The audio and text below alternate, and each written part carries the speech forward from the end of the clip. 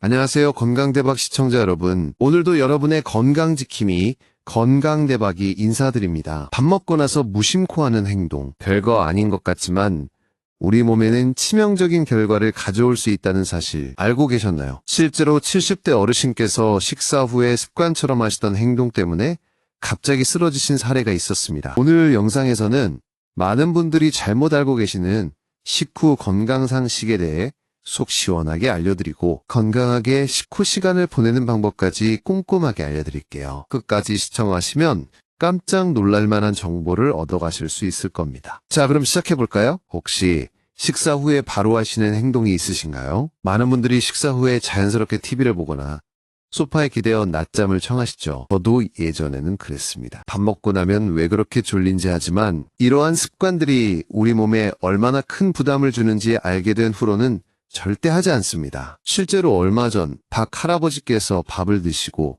습관처럼 소파에 누워 TV를 보시다가 갑자기 의식을 잃고 쓰러지셨습니다. 다행히 가족들이 빨리 발견해서 병원으로 옮겼지만 하마터면 큰일 날 뻔했다고 합니다. 의사 선생님 말씀으로는 식사 후 바로 눕는 습관이 혈압을 급격하게 떨어뜨려 뇌의 혈액 공급이 제대로 되지 않아 발생한 일이라고 하셨습니다. 박 할아버지처럼 식사 후 갑작스러운 사고를 겪는 분들이 생각보다 많습니다. 특히 60대 이상 어르신들은 혈관 건강이 약해져 있는 경우가 많기 때문에 더욱 주의해야 합니다. 미국 심장협회 연구에 따르면 식사 후 바로 눕는 행동은 혈압을 평균 20 이상 떨어뜨릴 수 있다고 합니다. 특히 고혈압 환자나 심혈관 질환을 앓고 있는 분들에게는 매우 위험한 행동입니다. 혈압이 급격하게 떨어지면 뇌졸중이나 심근경색과 같은 심각한 합병증으로 이어질 수 있기 때문입니다. 뿐만 아니라 식사 후 바로 눕는 습관은 소화불량, 위산역류,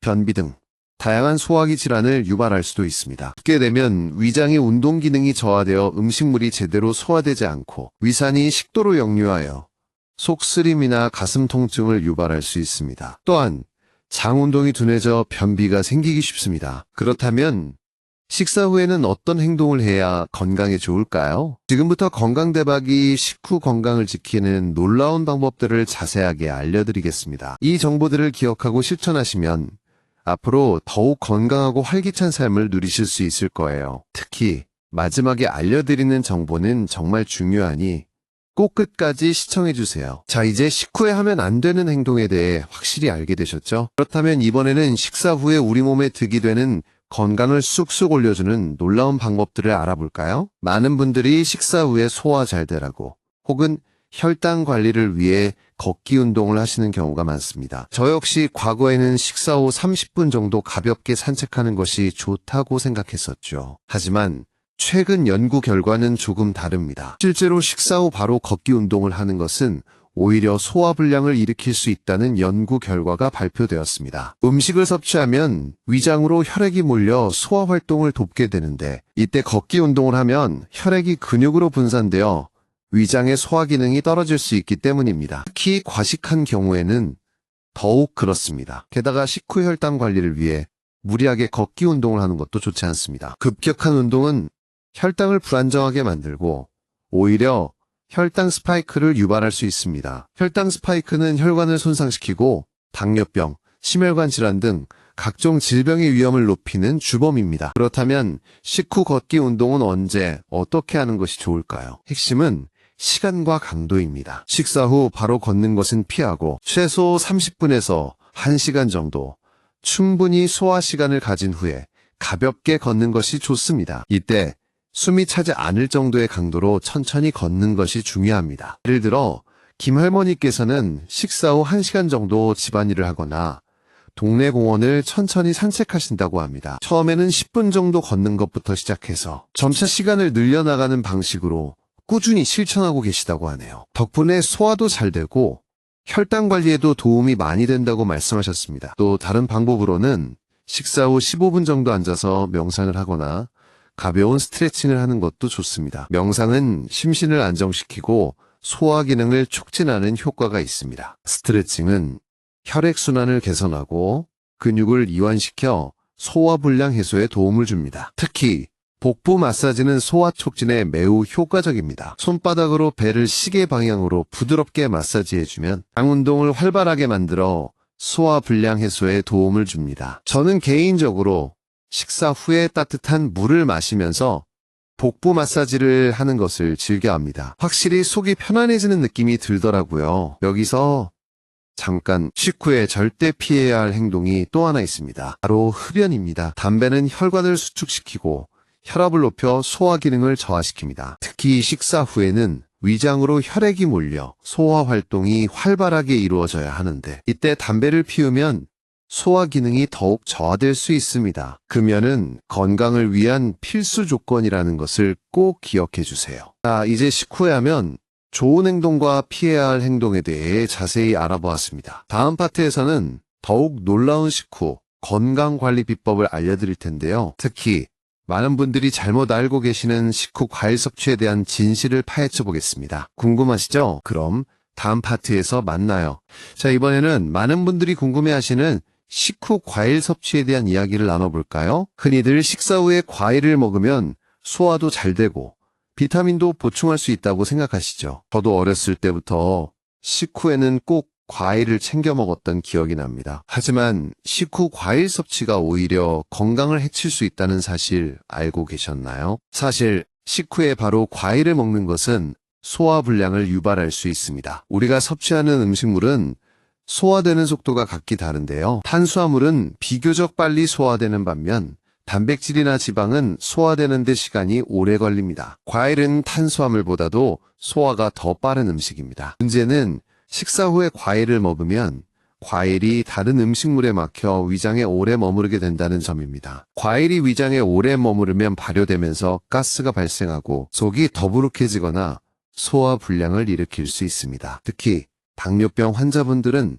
혈당이 급격하게 상승할 수 있으므로 더욱 주의해야 합니다. 실제로 김 할아버지께서는 당뇨병을 앓고 계신데 식사 후에 습관처럼 과일을 드셨다고 합니다. 그런데 어느 날부터 속이 더부룩하고 소화가 잘 안 되는 느낌이 들어 병원에 갔더니 의사 선생님께서 식후 과일 섭취를 줄이라고 말씀하셨다고 합니다. 그 후로는 식사 전에 과일을 드시거나 식사 후 2에서 3시간 후에 드시는 것으로 바꾸셨더니 속도 편안해지고 혈당 관리에도 도움이 많이 되었다고 합니다. 그렇다면 과일은 언제 먹는 것이 가장 좋을까요? 전문가들은 식사 전이나 식사 후 2에서 3시간 후에 먹는 것을 권장합니다. 식사 전에 과일을 먹으면 혈당이 천천히 상승하고 포만감을 주어 과식을 예방할 수 있습니다. 식사 후 2에서 3시간 후에 먹으면 과일이 위장에 머무르는 시간을 줄여 소화불량을 예방할 수 있습니다. 하지만 과일의 종류에 따라서도 섭취 시기를 달리하는 것이 좋습니다. 예를 들어 섬유질이 풍부한 사과나 배는 식사 전에 먹으면 포만감을 높여 식사량을 줄이는 데 도움이 됩니다. 반면 산도가 높은 오렌지나 자몽은 위장이 약한 분들에게는 속쓰림을 유발할 수 있으므로 식후에 먹는 것이 좋습니다. 또 한 가지 중요한 점은 과일을 주스 형태로 마시는 것보다는 생과일 그대로 먹는 것이 좋다는 것입니다. 과일을 주스로 만들면 섬유질이 파괴되고 당분이 농축되어 혈당을 급격하게 올릴 수 있습니다. 따라서 건강을 생각한다면 생과일을 적당량 섭취하는 것이 가장 좋습니다. 여기서 꿀팁 하나 더, 과일을 껍질째 먹는 것도 좋은 방법입니다. 과일 껍질에는 항산화 성분과 섬유질이 풍부하게 들어있어 건강에 도움이 됩니다. 물론 농약이나 불순물이 남아있을 수 있으므로 깨끗하게 씻어서 먹어야 합니다. 자, 이제 식후 과일 섭취에 대한 오해와 진실을 확실하게 알게 되셨죠? 다음 파트에서는 식후에 절대 해서는 안 되는 최악의 습관에 대해 알아보겠습니다.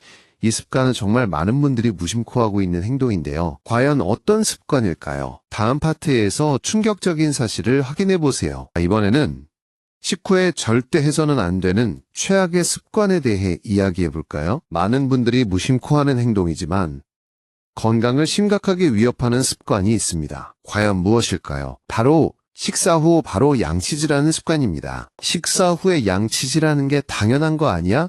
라고 생각하시는 분들이 많으실 텐데요. 저도 예전에는 식사 후 3분 안에 꼭 양치질을 해야 한다고 배웠습니다. 하지만 최근 연구 결과에 따르면 식사 후 바로 양치질하는 것은 오히려 치아 건강에 해로울 수 있다고 합니다. 특히 탄산음료나 과일, 주스 등 산성 음식을 섭취한 후에 바로 양치질하는 것은 치아의 에나멜질을 손상시키는 주범입니다. 산성 음식은 치아 표면을 약하게 만드는데 이때 칫솔질을 하면 에나멜질이 깎여나가 치아가 마모될 수 있습니다. 치아 마모는 치아를 시리게 만들고 충치 발생 위험을 높이는 원인이 됩니다. 실제로 치과 의사인 제 친구는 환자분들 중에 식사 후 바로 양치질하는 습관 때문에 치아 마모가 심하게 진행된 분들을 많이 본다고 합니다. 특히 젊은 여성분들 중에 다이어트를 위해 탄산수를 자주 마시는 분들이 치아 마모로 고생하는 경우가 많다고 하네요. 그렇다면 식사 후 양치질은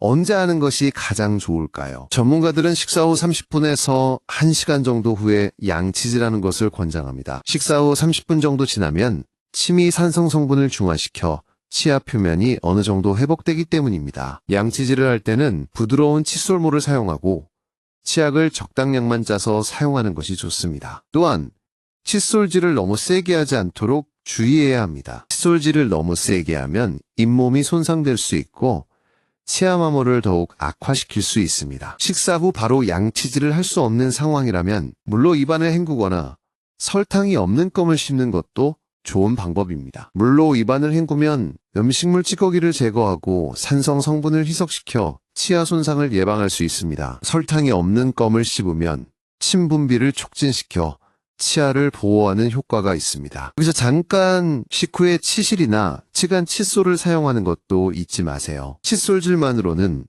치아 사이의 음식물 찌꺼기를 완벽하게 제거하기 어렵기 때문에 치실이나 치간 칫솔을 사용하여 꼼꼼하게 관리하는 것이 중요합니다.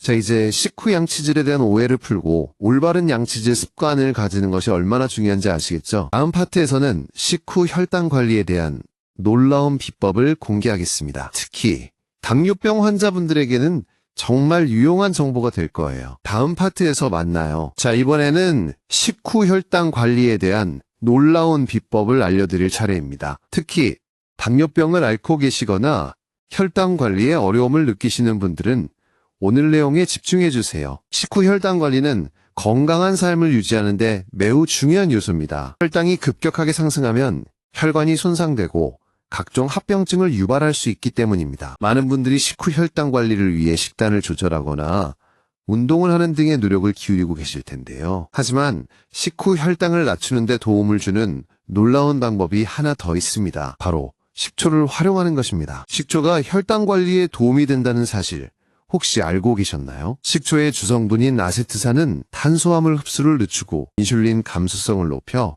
혈당 상승을 억제하는 효과가 있습니다. 실제로 미국 당뇨병 학회지에 발표된 연구 결과에 따르면 식사 전에 식초를 섭취한 그룹은 그렇지 않은 그룹에 비해 식후 혈당이 현저하게 낮아졌다고 합니다. 뿐만 아니라 식초는 콜레스테롤 수치를 낮추고 혈압을 조절하는 데도 도움을 줍니다. 또한 식초에 함유된 유기산은 신진대사를 활발하게 하고 피로 해소에도 효과적입니다. 그렇다면 식초는 어떻게 섭취하는 것이 가장 좋을까요? 가장 간단한 방법은 물에 희석해서 마시는 것입니다. 식초와 물의 비율은 110 정도로 희석해서 마시는 것이 좋으며 식사 전에 마시는 것이 효과적입니다. 식초의 신맛이 부담스러운 분들은 꿀이나 올리고당을 약간 첨가해서 마시는 것도 좋습니다. 또 다른 방법으로는 식초를 요리에 활용하는 것입니다.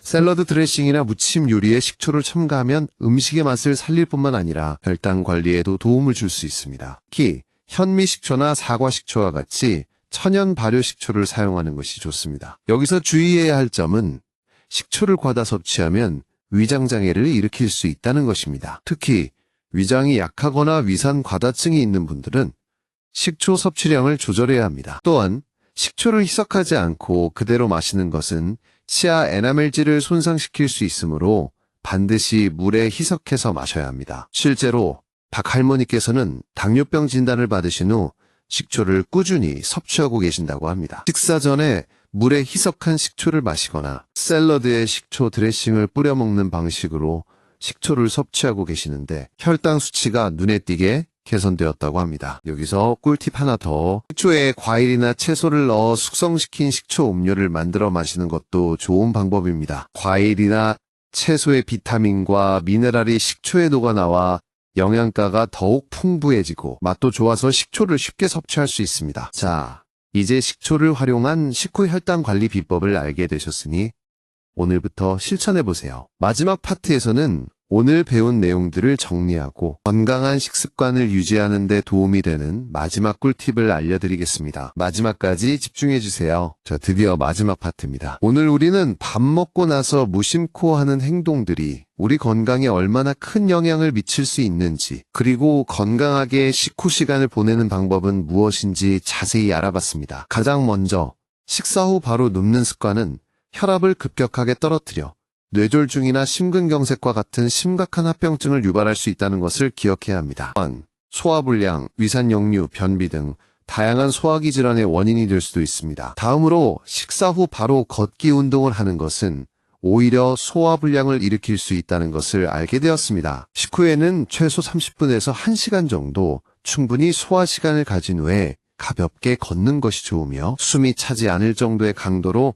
천천히 걷는 것이 중요합니다. 또한 식후에 바로 과일을 먹는 것은 소화불량을 유발하고 혈당을 급격하게 상승시킬 수 있다는 사실도 잊지 마세요. 과일은 식사 전이나 식사 후 2에서 3시간 후에 먹는 것이 가장 좋습니다. 그리고 식사 후 바로 양치질하는 습관은 치아의 에나멜질을 손상시켜 치아 마모를 악화시킬 수 있다는 것도 기억해야 합니다. 식사 후 30분에서 1시간 정도 후에 양치질하는 것이 좋으며 부드러운 칫솔물을 사용하고 칫솔질을 너무 세게 하지 않도록 주의해야 합니다. 마지막으로 식초를 활용하면 식후 혈당 관리에 도움을 받을 수 있다는 것을 알게 되었습니다. 식초의 주성분인 아세트산은 탄수화물 흡수를 늦추고 인슐린 감수성을 높여 혈당 상승을 억제하는 효과가 있습니다. 식초를 물에 희석해서 마시거나 요리에 활용하면 건강하게 혈당을 관리할 수 있습니다. 오늘 알려드린 정보들을 토대로 건강한 식습관을 유지하는 데 도움이 되는 마지막 꿀팁을 하나 더 알려드릴게요. 바로